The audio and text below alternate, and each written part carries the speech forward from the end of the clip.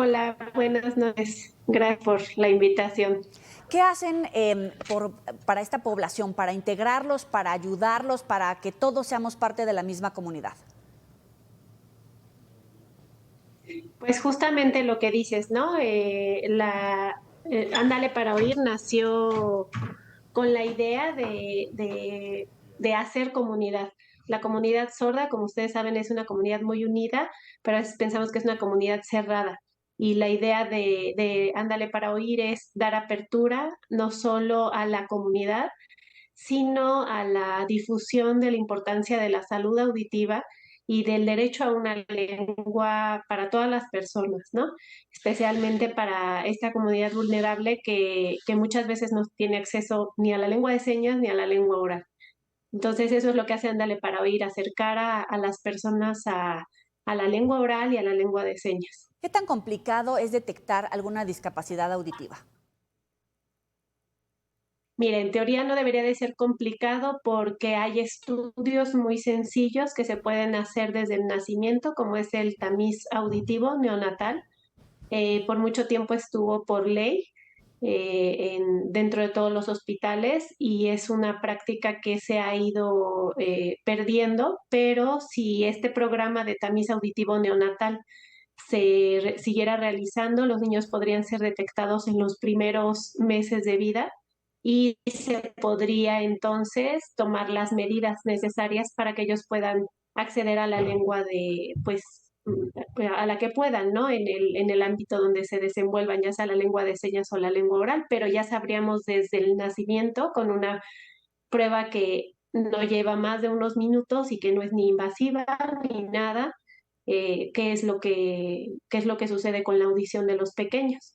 Ofe, para personas de escasos recursos, a lo mejor familias que no lo han detectado, ¿cuáles serían los pasos que nos pudieras dar brevemente para detectar esta discapacidad?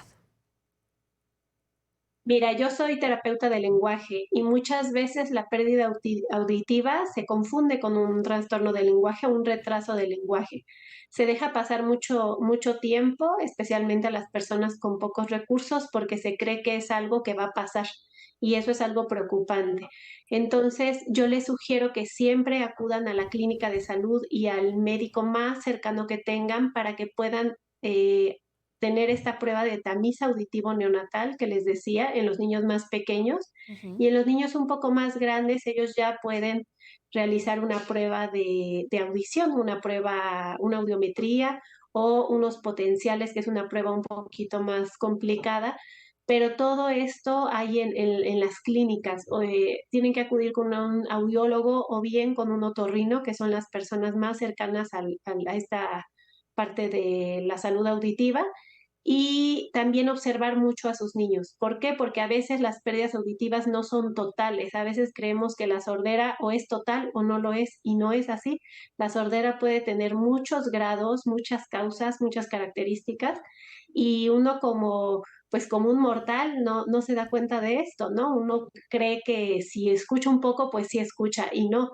Aquí lo importante es que si esa escucha no les permite acceder a la lengua oral porque alcanzan a oír sí ruidos fuertes o cuando uno les grita o cuando algo se cae, uno piensa que sí, que sí escucha, pero es un poco distraído, pero no, o sea, si no está comprendiendo el lenguaje, si no comprende instrucciones, en el caso de los bebés más pequeños, si no hay balbuceo, si no hay unas primeras expresiones orales, si no vemos que imita nuestra risa o imita nuestros sonidos, eso es un indicador bastante probable de que hay algo en la audición que está fallando.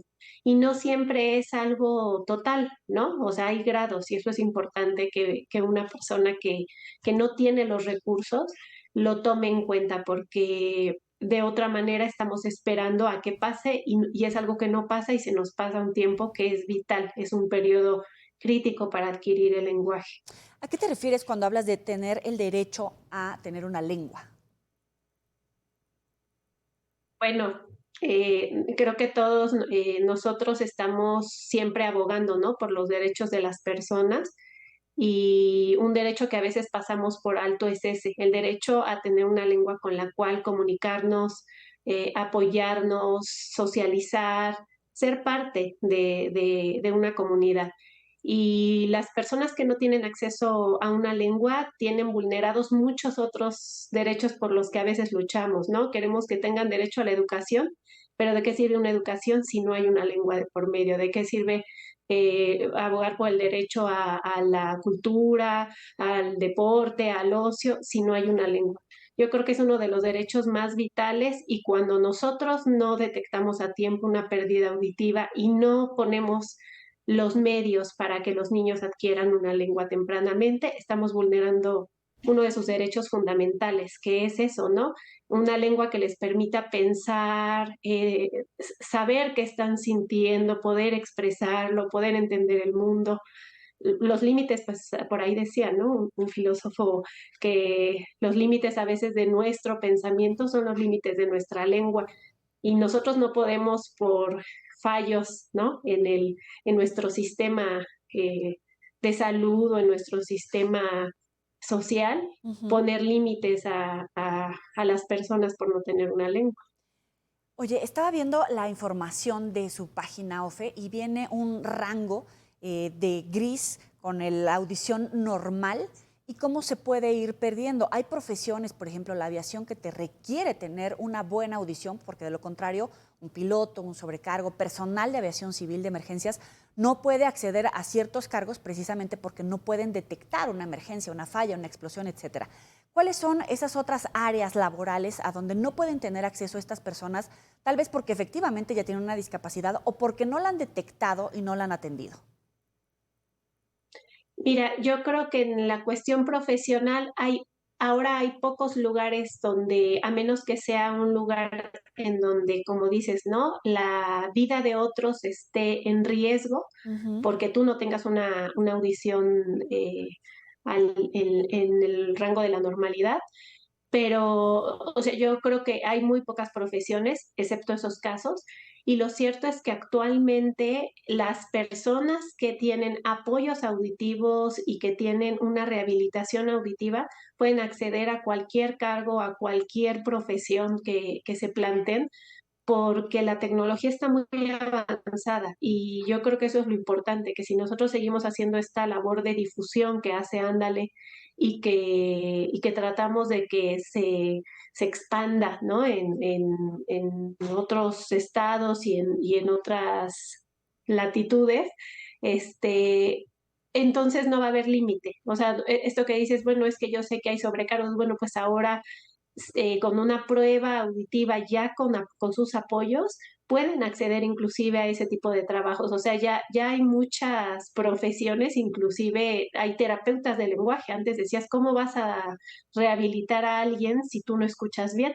Y ahora hay personas que están tan bien rehabilitadas en cuanto a la audición, Ujú. que son terapeutas de lenguaje o bien que intervienen por medio de la lengua de señas en otras personas sordas. Entonces, pues yo creo que eso es importante, ¿no? Dices, hay limitaciones, sí, pero también hay mucho potencial con los apoyos adecuados. Y ya que hablamos de apoyos adecuados, ¿cómo está el gobierno en términos de inclusión y cómo estamos como sociedad? ¿Realmente hacemos todo lo que podemos, lo que está a nuestro alcance para ser inclusivos con esta población?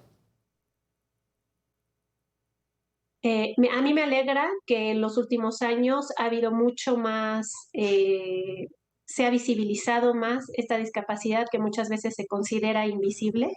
Y con esto me refiero a que como nosotros no nos damos cuenta de que haya un problema físico o un problema que afecte el día a día, no lo notamos, pero es esta condición de vida que es vivir con esta barrera hacia el lenguaje, ahora se está haciendo más visible, ahora hay mucho más accesibilidad en cuanto a la lengua de señas, hay más difusión en cuanto a formación, inclusive gratuita, que es algo que también la gente que dice, ay, a mí me gustaría aprender y ahí se queda.